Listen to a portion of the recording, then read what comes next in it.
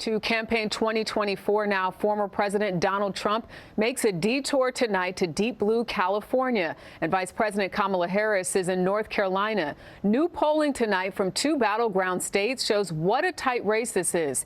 Harris with a narrow lead in Pennsylvania and Trump with the advantage in Arizona. CBS's Nikole Killion is on the trail in California. Nikole?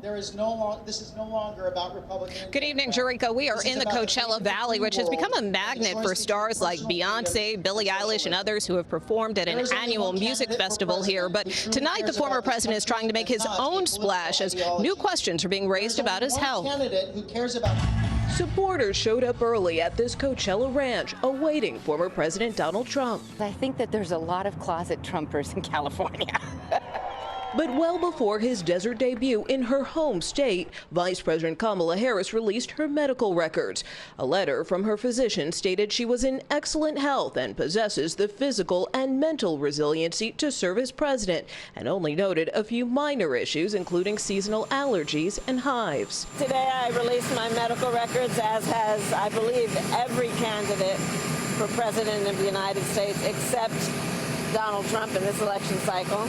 The Trump campaign responded with a statement that described the 78-year-old former president in perfect and excellent health to be commander-in-chief and pointed to previous letters from his doctors. But earlier this year, Trump told CBS News he would make his medical records public. Oh, sure. I would do that very gladly, sure. If you look at our borders, they're horrible. Today, the former president courted Latino voters at a Nevada roundtable after vowing a crackdown on migrants who enter the U.S. illegally. The New York Times released its full interview with vice presidential candidate J.D. Vance, in which he repeatedly refused to say if former President Trump lost the 2020 election. Do you believe he lost the 2020 election? I think that Donald Trump and I have both raised a number of issues with the 2020 election. Senator, yes or no?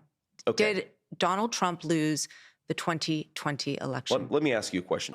At a campaign stop in Pennsylvania, he was asked again. As I said in that interview, and I'm going to say to you right now, I think the election of 2020 had serious problems. You want to call it rigged, call it whatever you want to. It wasn't okay.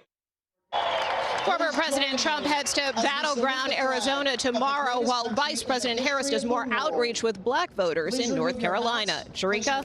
Nikole Killion in Coachella, California, thank you.